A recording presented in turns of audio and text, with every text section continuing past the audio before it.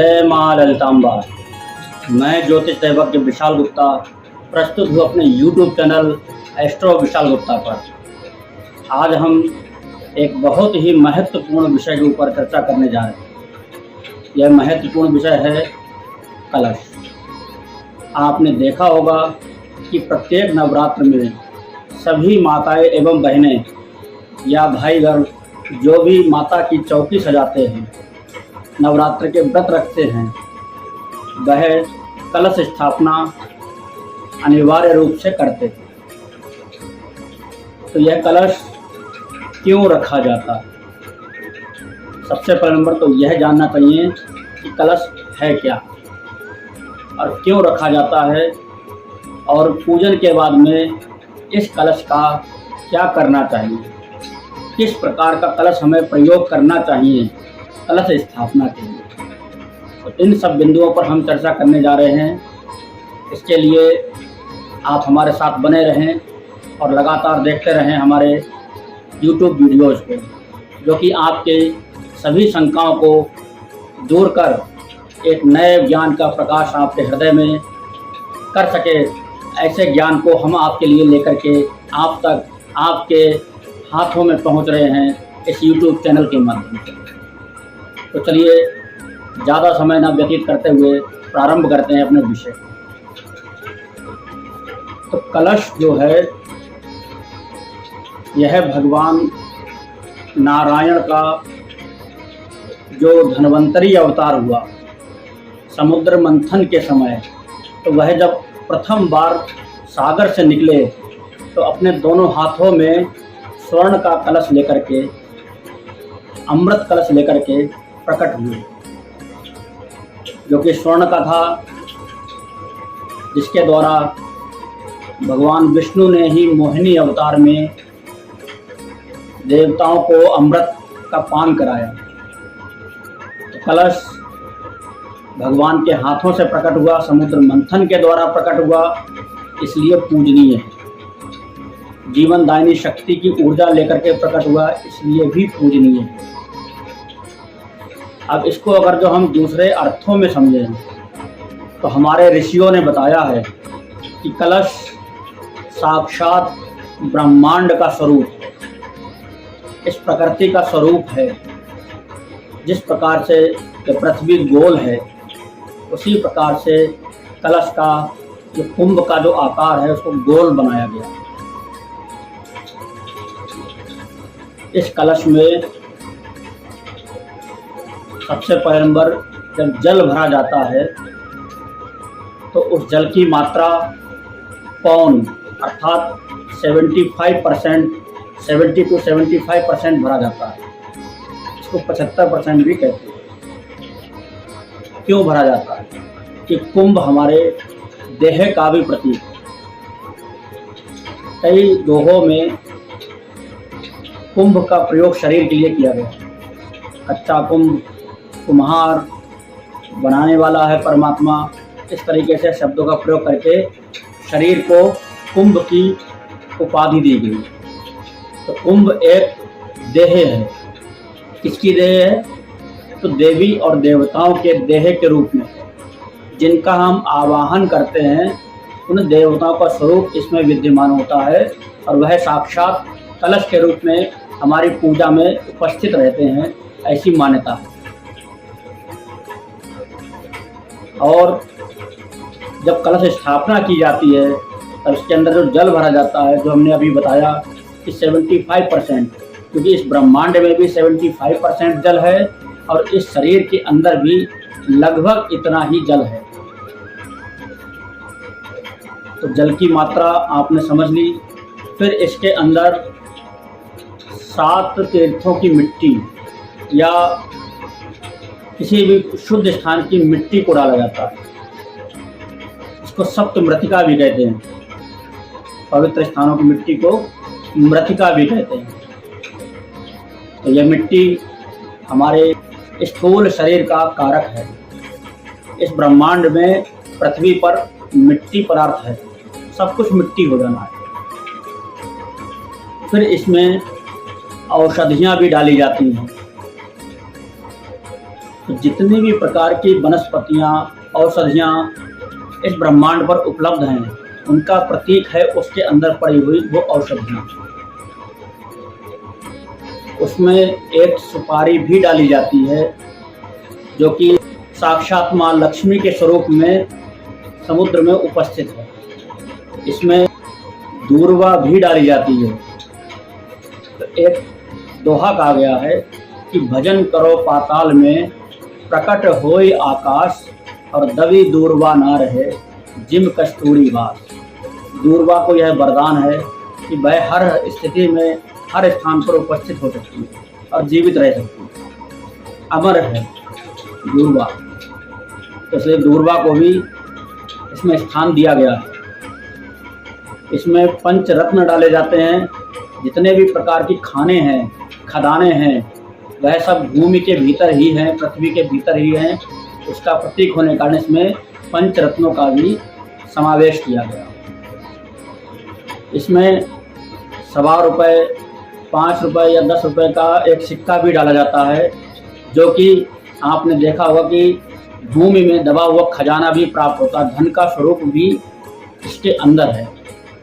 इसमें अक्षत भी डाले जाते हैं, अर्थात जितने भी प्रकार के अनाज हैं, दलहन है, तिलहन है, यह सब हमें भूमि से प्राप्त होते हैं, इस पृथ्वी से प्राप्त होते हैं, इस प्रकृति से प्राप्त होते हैं। फिर इसमें पंच पल्लव, 5 प्रकार के वृक्षों की जो पूजनीय हैं, परम पवित्र हैं, उनकी टहनियाँ लगाई जाती हैं, उनके पत्ते लगाए जाते हैं, जो कि इस पृथ्वी मंडल के ऊपर वनस्पति का प्रतीक है, जो हमें जलवायु देते हैं, हमें शुद्ध ऑक्सीजन वायु प्रदान करते हैं। इसके अंदर पवित्री भी डाली जाती है, यानी कलावा भी डाला जाता है।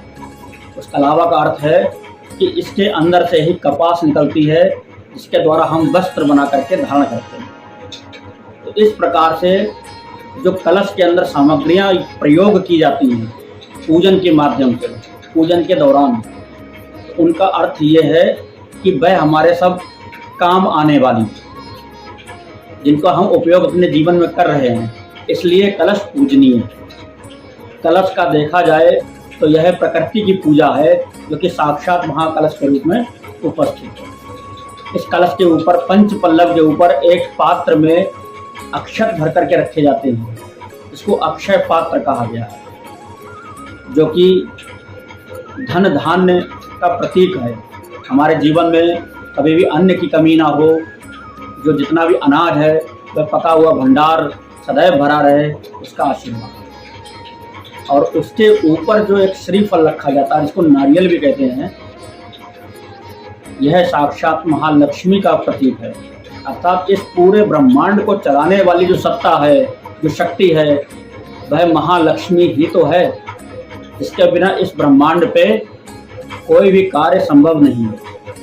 सर्वप्रथम यदि किसी चीज़ की अनिवार्यता है, धर्म के अंदर या धर्म के बाहर समाज में भी, तो धन की।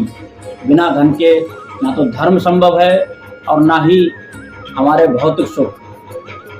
तो इसलिए महालक्ष्मी का पूरा एक प्रतीक, उसके ऊपर जो विद्यमान है, जो उस पर शासन कर रही है इस पूरे ब्रह्मांड के ऊपर, इसका प्रतीक है श्रीफल।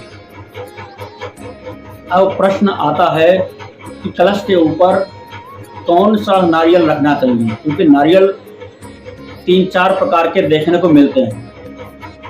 एक प्रकार का नारियल जो कि हरा पानी वाला होता, जो आपने देखा होगा शहरों में लोग इसका पानी सिरके लगा करके पिया करते हैं। दूसरा नारियल जो जटा वाला भूरे रंग का होता है, जिसके अंदर पानी होता है। तीसरा नारियल जो कि जटा वाला ही नारियल होता है, लेकिन उसके अंदर पानी नहीं होता, सूखा हुआ होता है। और चौथा नारियल जो नारियल के अंदर की गिरी है, जिसको गोला खोपरा भी कहते हैं, जो मेवा में काम आती है, उसको भी कुछ लोग रखते हैं। तो कौन से नारियल की स्थापना करनी चाहिए, तो इस विषय पर अगर जो हम बात करें, तो जो जटा वाला नारियल है, इसका पानी सूखा हुआ है, जो किराने की दुकानों पर मिलता है, पंसारी की दुकानों पर प्राप्त होता है, वह सूखा हुआ नारियल कलश पर यूज करना चाहिए, प्रयोग करना चाहिए। और उस नारियल में से भी उस नारियल का प्रयोग करें जिसको हिलाने पर अंदर से हिलने की कुछ आवाज़ आ रही हो, इसके अंदर की गरी छूट करके और उसके अंदर गिर गई हो। ऐसा नारियल ही क्यों पूजित है? क्योंकि जो नारियल अपने खपटे से, अपने कवच से चिपका हुआ है, अर्थात जो मोह माया में लिप्त है, वह पूजनीय नहीं, वह तो सिर्फ तोड़ने के योग्य है, जो कि हरा नारियल है, पानी वाला। लेकिन जिस नारियल ने अपने आप को इस संसार रूपी कुंभ में, इस कवच में अपने आप को रह करके उससे अलग कर लिया, अपनी सारी इच्छाओं को समाहित करके, समाप्त करके अपने आप को उस माया जंजाल में रहते हुए भी बचा लिया, वही श्रेष्ठ है, वही पूजनीय है और वही नारियल कलश के ऊपर प्रयोग किया जाना चाहिए। तो अब आपने कलश स्थापना में प्रयोग होने वाली सामग्रियों को समझ लिया है। अब आते हैं कि कलश कौन सा होना चाहिए। वैसे तो कलश की बात कहें तो स्वर्ण कलश, रजत कलश, ताम्र कलश और कई प्रकार की धातुओं से निर्मित पंचरत्न, पंचधातु, त्रिधातु आदि के बने हुए, कांसे के बने हुए कलशों का प्रयोग किया जाता है। लेकिन जो व्यक्ति धातुओं के महंगे महंगे बहुमूल्य कलशों को स्थापित नहीं कर सकते हैं, वह केवल मिट्टी के कलश को भी स्थापित करके उसकी पूजा अर्चना कर सकते हैं। लेकिन दोनों कलशों में अंतर क्या होगा? तो जो धातु का कलश है, चाहे वह स्वर्ण का हो, चांदी का हो, तांबे का हो, पीतल का हो या फिर कांसे अथवा फूल का हो, इन कलशों को हम बार बार, हर बार प्रयोग कर सकते हैं।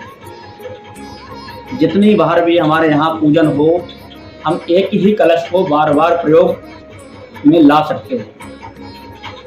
लेकिन मिट्टी के कलश को एक ही बार प्रयोग लाना चाहिए, दोबारा पूजा में प्रयोग नहीं लेना चाहिए। दोबारा में केवल धातु के कलश को ही पूजा जाना चाहिए। अब इसके विषय में थोड़ा सा विस्तार और करते हुए आपको समझाने का प्रयास करता हूँ कि कुछ लोग स्टील का लोटा भी प्रयोग करते हैं, जो कि घरेलू प्रयोग में भी लेते हैं, उसको भी कलश पूजन में प्रयोग कर लेते हैं। तो एक बात हमेशा ध्यान रखें, जिन पात्रों में हम स्वयं खाते पीते हैं, उन पात्रों को पूजा में प्रयोग नहीं करना चाहिए। हमें पीतल का अथवा तांबे का लोटा, जो कि थोड़ा बड़ा हो, कलश की तरह हो, आकार का हो, लेकर के एक परमानेंट बना देना चाहिए, जो कि हर पूजा में हम उसको कलश के स्थान पर स्थापित कर सकें।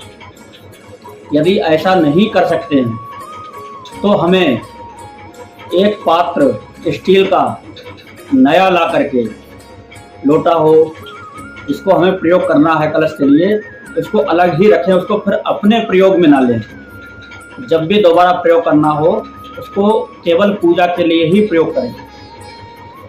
तीसरी बात, एक और बात कि मिट्टी के कलश को एक ही बार प्रयोग करें, दोबारा प्रयोग ना करें। तो आपने समझा कि कौन से कलश को हमें स्थापित करना चाहिए। अब आते हैं कि पूजन के बाद में कलश का क्या करना चाहिए।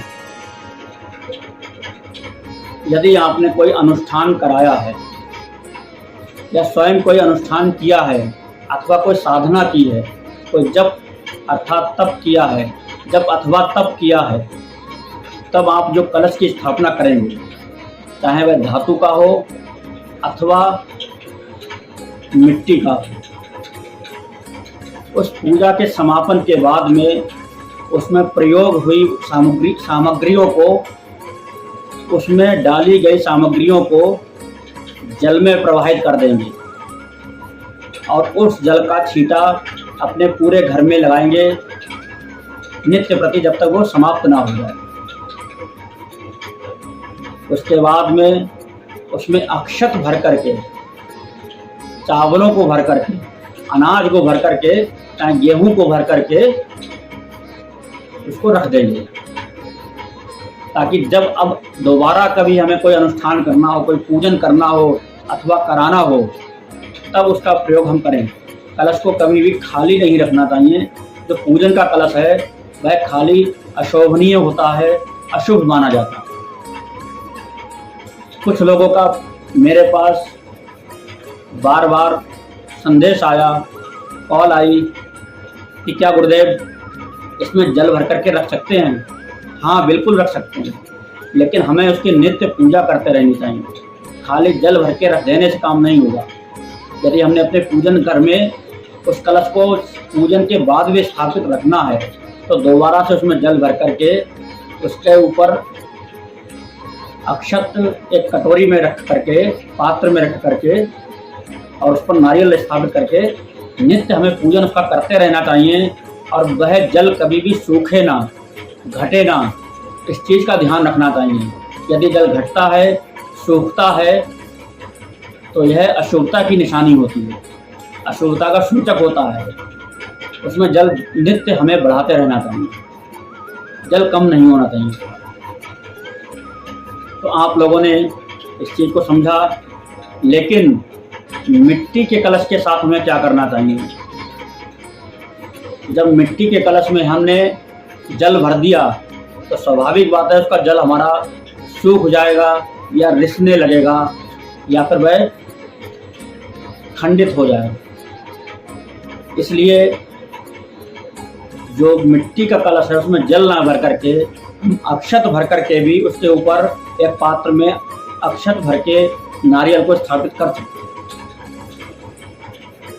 और जब नया कभी पूजन हो और हमें दोबारा कलश स्थापना करनी हो, तो जो पिछली बार वाला कलश हमारे पास रखा हुआ था जिसमें हमने चावल भर रखे थे, उसको जल में प्रवाहित कर देंगे मिट्टी के कलश को, और नया मिट्टी का कलश लेकर के अगली बार के लिए स्थापित कर देंगे। तो आशा करता हूँ आपने कलश के विषय में संपूर्ण जानकारी को बहुत ही ध्यानपूर्वक सुना होगा और बहुत ही आपके ये काम आने वाली जानकारी है। आशा करता हूँ आप इसे स्वयं भी जानेंगे, औरों को भी बताने का प्रयास करेंगे, और लोगों तक हमारी इस वीडियो को पहुँचाने के लिए आप लोगों के लिए बहुत बहुत धन्यवाद। जय माँ ललिताम्बा।